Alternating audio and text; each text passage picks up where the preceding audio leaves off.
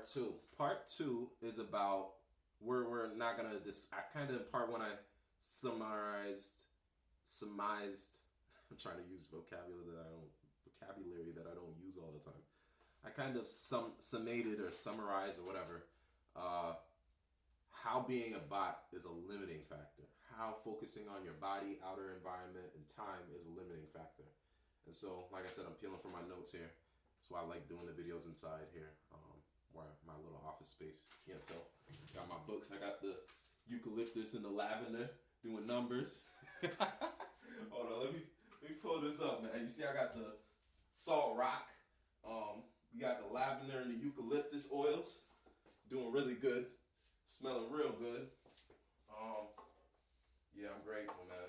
I love the scent. Oh, and I got the one day I'm about to make my own joints. I'm about to make my own candles, but we got the grapefruit, eucalyptus, jasmine candle, but they didn't make it the way I would make it. It's made with beeswax, but I think it got some soy in it, and I will not make a soy candle. So I'm gonna make these candles in the future for myself. I'm gonna put my name on this, and I'm making it really just so I can have a bunch of them. But if y'all want to buy them, y'all buy them. If you don't, I'll just have a bunch and I'll burn all of them. So that's just me enjoying myself. That's going back to the last point of part one, having gratitude. I'm just grateful. I'm grateful for what I have. I've had a lot more in life if you personally know me. So, just finding the things to be grateful for. I got my breath, I got my life, I got my health. Anyways, how being a bot and focusing on being a bot is a limiting factor. Yeah, so I got to this point towards the end of the last video. Where you place your attention is where you place your energy. And if you think about it, that's pretty straightforward. If I focus on time, my active focus or attention is where I'm placing my energy. So wherever I focus is where I place my energy. And so if I put it on being a bot, focusing on my body, focusing on my outer environment, focusing on time, I limit the ability to create reality. Because there's another aspect to creating that reality, which involves focusing on my space, focusing on how I'm feeling, focusing on my emotional state. And see, on the fourth dimension, or maybe the fifth dimension, don't quote me on this because, hey, I don't know everything. But on the dimension where time exists is where space exists. See, when you're in a place where all time is accessible, space is also where all this time exists. So you can navigate to any timeline through space. So time and space are quite literally two sides of the same coin, or different sides of the same coin, I should say. Where space exists is where time exists, and where time exists is where space exists. If anything, space is more real than time, because time is how we measure space. Time is how we say we're in this space, whereas yesterday you were in that space. I could have been here all night, but I was there. If I was here all night, I would have been here last night. Even though I was here, I was in a different space last night than I was here today. So space is just how we're measuring the time. So space is the realest thing, because space is how I know I'm here now, right? Space is how I know tomorrow is a different space, even if I'm here all day right now. So, and really, when you think about it, the only space as far as this dimension that we can occupy is now. There is no tomorrow, there is no yesterday, there's just now. Everything is now. It's now I'm here and now I'm feeling this way. So, anyways, what happens when you elevate your stress? Your body spends more time creating stress hormones.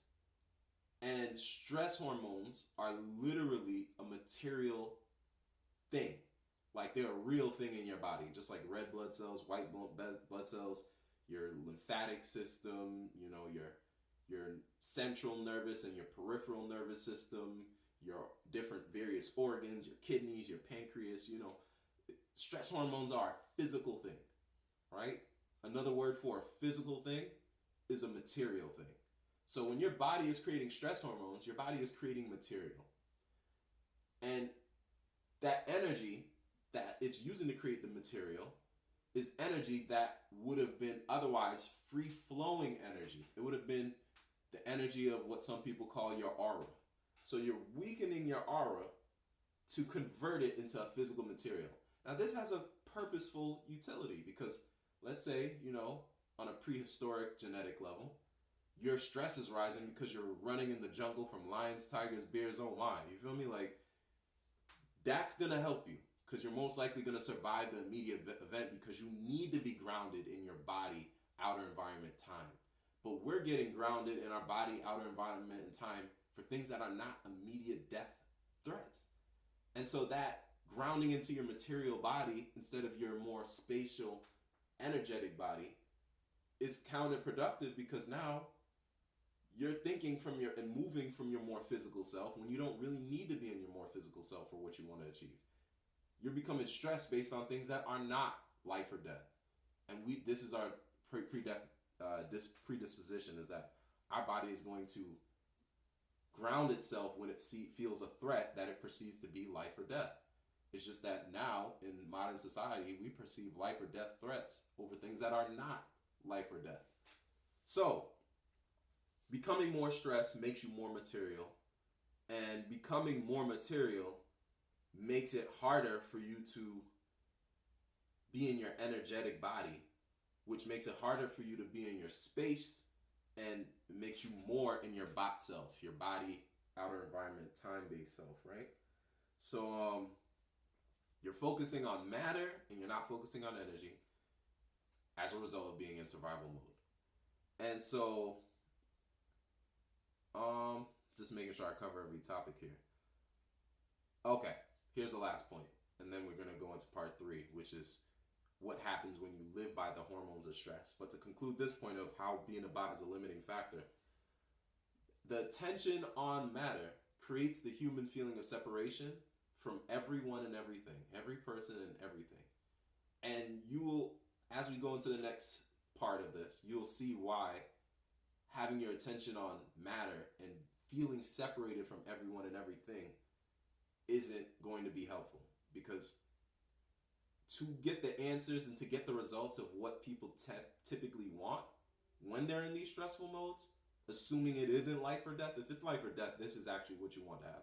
But if it's not life or death, which most cases it's not, you're stressed because of traffic, you're stressed because of bills, and you may say, oh, well, if I don't pay my bills, it's life or death. And it's like, yeah, but no. Like, yes, you can eventually get to the point of having life or death consequences, but it's not life or death like someone has a gun to your head or a knife to your throat or an animal that's going to try to kill you in the next few seconds. It's not life or death like that. And that is one of the tricky things of modern society is we're inclined to feel life or death threats in situations that truly aren't them, even if they can lead to the potential of that over extended period of time. If it's not an immediate, within the second life or death threat, the stress in the body, outer environment, time reaction, the bot reaction, isn't justified. And so that's what I want to bring to your attention. We're going to go over in part 3 what happens when you're living by the hormones of stress and how it becomes an addictive process and what that does to your body. And then eventually part 4, we're going to go over the solution, which I kind of covered a little bit in part 1.